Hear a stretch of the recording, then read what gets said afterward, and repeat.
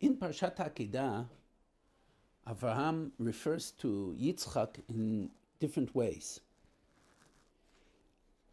As we close in on the most dramatic and supreme act of the Akedah, Vayishlach Avraham et yado v'yikach et ha'ma'achelet. He's standing right now and sending out his hand to take the knife. At that moment he says, Lishchot et beno, to slaughter his son. In this moment he does not look at Yitzchak as an individual, separated from him. He sees in Yitzchak part of himself, beno, his son. A few psukim previously, there's a short but dramatic discussion between Yitzchak and Avraham. For the purpose of what we're studying now, we will focus our attention only on the way they address each other, not on the questions and answers themselves.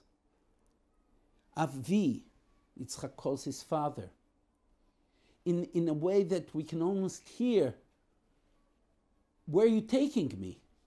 Where's the lamb that we're supposed to sacrifice? Avi.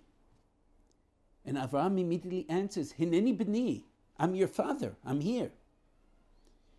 And then Yitzchak says, so what's going on here?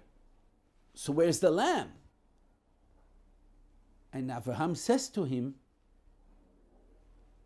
Hashem Elokim Yireh.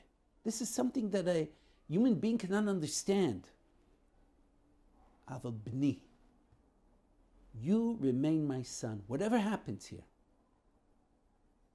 This closeness of a father to his son is going to accompany us through the whole Maseh Akedah. Vayelchu shnehem yachdav. When Yitzchak hears those words from Avraham,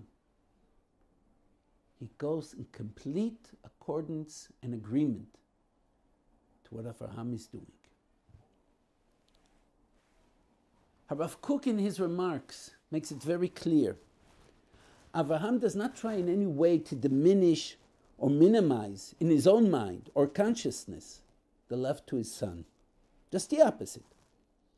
At the moment of the Akedah, he sees Yitzchak, not as Yitzchak, but his son. Not an individual that has a separate entity. Yitzchak at this moment, in Avraham's eyes, embodies only one thing. Yitzchak, one trait. Yitzchak is his son. As we consider the moment of the Akedah, it would seem that at the moment of the culmination of Avram's love to Yitzchak would be the greatest obstacle to complying with Dvar Hashem. We'd expect and even justify Avraham if we would try putting some emotional distance between himself and Yitzchak. But as Rav Kook shows us, Avraham Avinu does just the opposite. Two questions arise at this moment. Why and how? Why did Avraham do that? Why did he go in such a path? And how did he do it? How was he able to? We have already spoken about the why in some degree. We understand that to minimize his love would in fact really effectively neutralize his ability to receive nevuah. And without nevuah, without prophecy, he won't know where to go. The understanding of Dvar Hashem was made clear to Avraham in the very first posuk of the Akedah. Kachna et bincha et yechidcha asher ahavta et Yitzchak. Take your son, your only one, whom you love, et Yitzchak. Essentially, Hashem has now revealed to Avraham the emotions and understandings that could be hidden from the human eyes and even from the human heart. Avraham has another son, but there's only one. The one, your only son, the only one you love. And Avraham understands that he must achieve and realize the love and bond with his son at the highest degree possible. And only through that bond, through that love, will he be able to achieve the Akedah. While we now understand the emotional heights achieved by Avraham at the moment of the Akedah, this just raises the question in all its intensity. How was Avraham able to achieve the Akedah? What did he understand that allowed him to act as he did? And when we look at the Akedah, we can't understand it at all. In the short time we have here, we will not be able to reach the depth which Harav Kook takes the Parshat Akedah.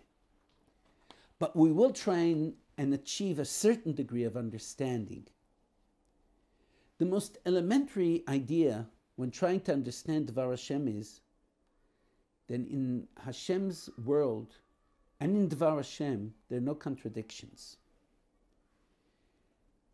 Tzivuim, commandments, mitzvahs are Dvar Hashem. And at the same time, everything that is beautiful and exalted in our life, including a father's love to his son, or Dvar Hashem.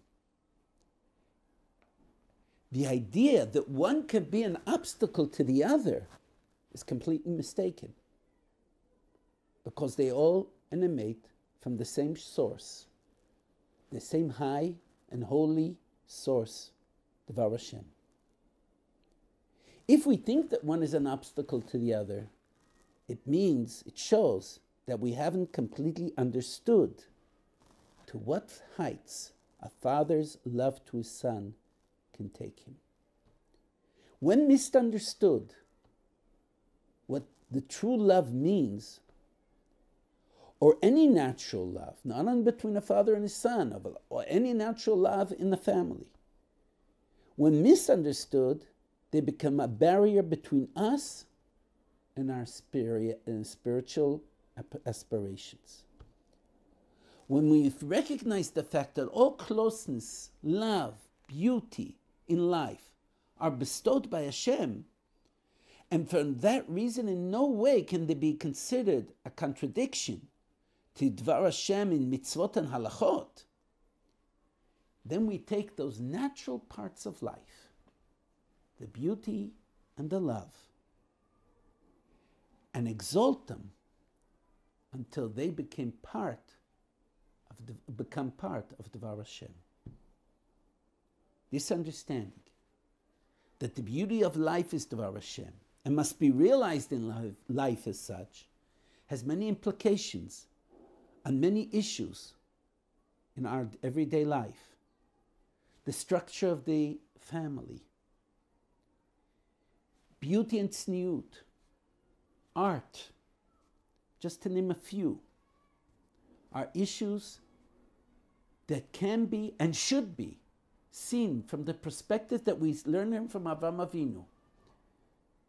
Avraham Avinu was Avinu, and we received an inheritance from him, the understanding and idea that everything in our life is Dvar Hashem, and everything can be exalted as such. In this way, Harav Kook explains what the angel says to Avraham, "Velo chasachta et bincha et yichidcha mimeni." You have not withheld your son, your only one, from me. The angel is not referring to the bodily Yitzchak, the human being. He's speaking about the love that Avraham has from Yitzchak. You, Avraham, have not withheld the feelings for your son. You have revoked the human understanding of this love and exalted that love to be the part of the love which you love Hashem. This is the secret of the Akedah.